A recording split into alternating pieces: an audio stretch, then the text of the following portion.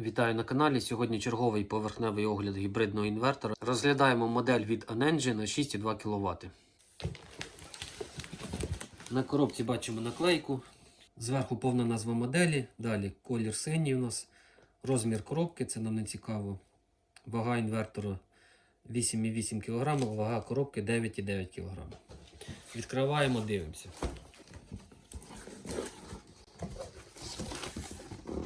Зустрічає нас інструкція разом із кабелем для Wi-Fi. Сам модуль Wi-Fi і інвертор. Більше нічого немає. По розмірам. Довжина 42 см, разом з кріпленням на стіну 44 см. Ширина 30 см і товщина 12 см. Вага. –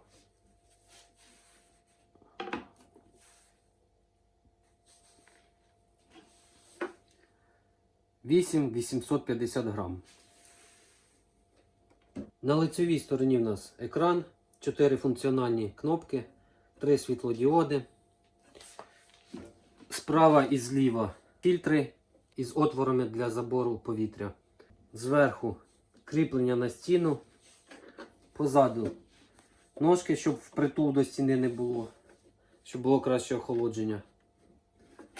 Ну і знизу термінали підключення. На правій стороні у нас ще наклейка із характеристиками. Трошки вище бачимо наклейку із датою виробництва серпень 2024 року. Тут бачимо повну назву моделі, робоча температура від -10 до 55 градусів за Цельсієм. Максимальна номінальна потужність 6200 Вт. Максимальна сила зарядки від мережі 80 А, по дефолту стоїть 30. Максимальна сила зарядки мережа плюс сонячне поле 120 А. Далі, максимальне сонячне поле, тобто скільки можна всього повісити сонячних панелей, всього на 6500 Вт. Робочий діапазон MPPT від 60 до 500 вольт. Максимальна сила струма MPPT 27 А. І бачимо захист у нас по стандарту IP21 в дужках для використання всередині будівлі. Тобто встановлювати зі сторони вулиці не рекомендується.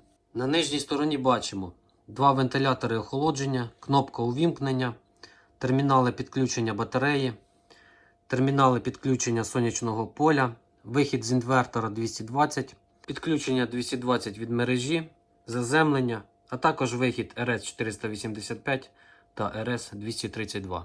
Щоб мати доступ до терміналів підключення, справа і зліва відкручуємо по одному гвинту.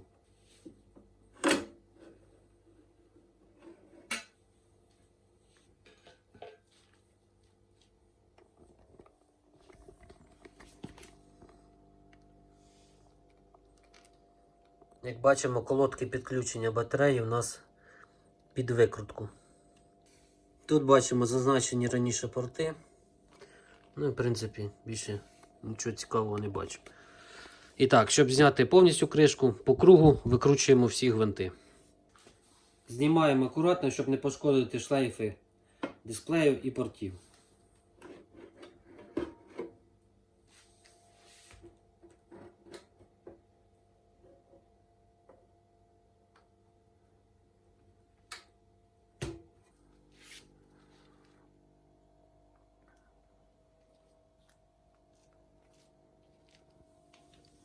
Ось чому, друзі, інколи, навіть якщо ти не розумієшся в схемотехніці, корисно відкривати свій інвертор. Як бачимо, китайці якось косо поставили ось цей кожух, який йде під охолодження.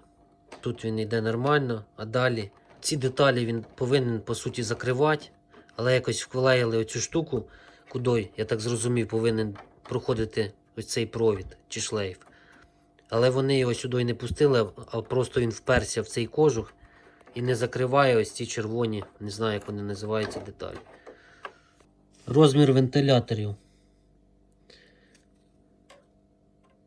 80 на 80, товщина 25. Живлення 12 вольт 0,5 ампера. 6 Вт кожен. Роз'єми підключення вентиляторів 4-пінові. і по традиції смачно залиті клеєм. От що, а клея китайці не жалкують. Тут бачимо номер плати.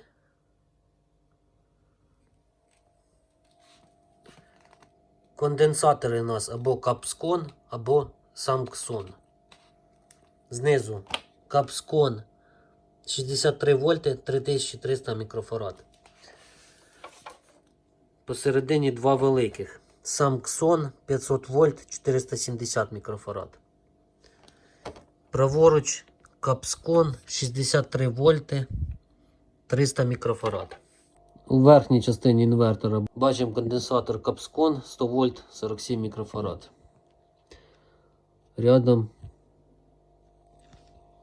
Рядом ось там схожий такий самий. Над платою бачимо ще якась додаткова плата.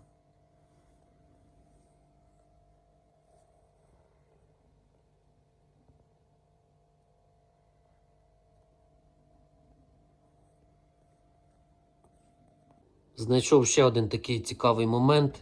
Як бачимо, транзистор впирається в конденсатор. Я не професіонал, але щось мені підказує, що так бути не повинно. Хто розбирається, напишіть, будь ласка, можливо, щось між ними потрібно покласти, чи не знаю, якось щось зробити тут, щоб вони один в один не впиралися. Транзистори на верхньому радіаторі NCE. Не знаю, чи буде видно маркування. Подивитися. На центральному радіаторі транзистори або NCE, через кожух не видно. А тут CR Micro. Ну, це, я так розумію, реле.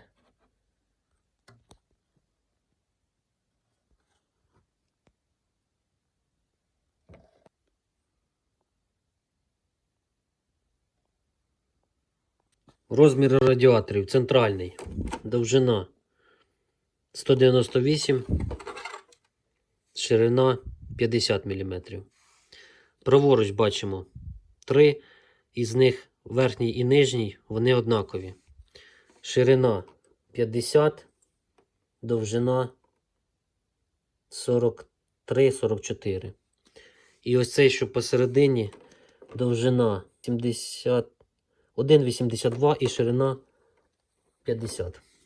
І з самого верху бачимо ще один радіатор. От мені не зрозуміло, чому не зробити цей радіатор висотою таким самим, як і ці. От невже шкода витратити ще $1 і зробити ціну на $1 вищим, зато покращити охолодження. От китайці дивують. Маленький ліричний відступ і розміри цього радіатора. Довжина 55, ширина десь 33. На платі знайшов два незадіяних піни. Один в нижній частині. Ось він. З підписом CN4. А інший у верхній частині під додатковою платою. З підписом CN2. Хто шарить і за що вони відповідають? Підключив лабораторний блок живлення, перше включення.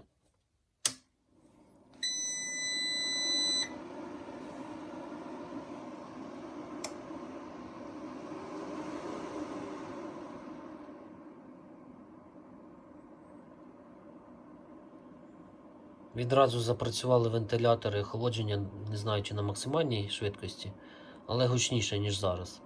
По гучності вентиляторів без навантаження. Якщо порівнювати, наприклад, з моделлю на 4 кВт від того ж Anenji, то там модель тихіша. Але я б не сказав би, що цей голосний. А тепер дивимося на власне споживання. Йдемо знизу вверх. 45 вольт, 51,5 Вт.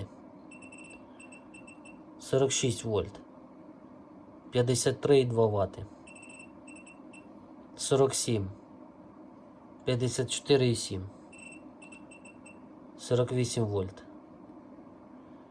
56,4. Як бачимо, напруга вверх і власне споживання теж вверх. 49. 58 Вт. 50 вольт. 59,5. 51. 61,3. 52 вольти. 63,2. 53 вольти. 65 Вт. 54 вольти. Майже 67 Вт. 55 вольт. 68,7 Вт. 56 вольт. 70 Вт. 73. Це вентилятори лабораторного блока живлення ввімкнулись. 57 вольт. 72,3. 58 вольт. 74,2. 59 вольт. 76 Вт. Як бачимо, споживає досить непогано так.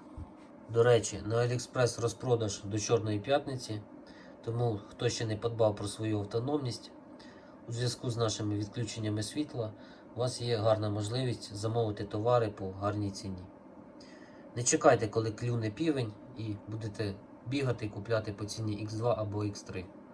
Всім дякую за перегляд, підписуйтесь на канал, діліться досвідом. Якщо було корисно, буду вдячний за лайк. Всім гарного дня!